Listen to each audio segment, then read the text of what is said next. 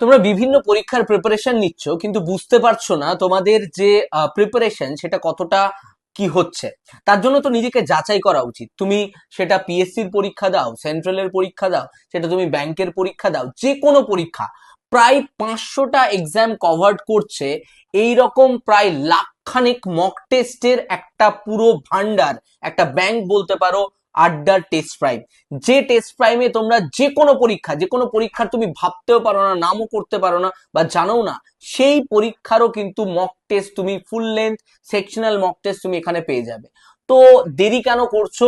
নিজের কতটা প্রস্তুতি হয়েছে সেটাকে যাচাই করো, বারবার মক দাও। একবার মক দিয়ে বুঝতে পারবে যে না আমি 30% পর্যন্ত অ্যাচিভ করেছি, আবার দাও। 50% পর্যন্ত হয়েছে, আবার দাও। 70% পর্যন্ত হয়েছে, তোমার কি হবে? তুমি যেই সেন্স অফ অ্যাচিভমেন্টটা তুমি পাবে না, তোমার প্রিপারেশনটা আরো নিতে, আরো তোমার আনন্দের সঙ্গে প্রিপারেশন নিতে তোমার ইচ্ছা করবে।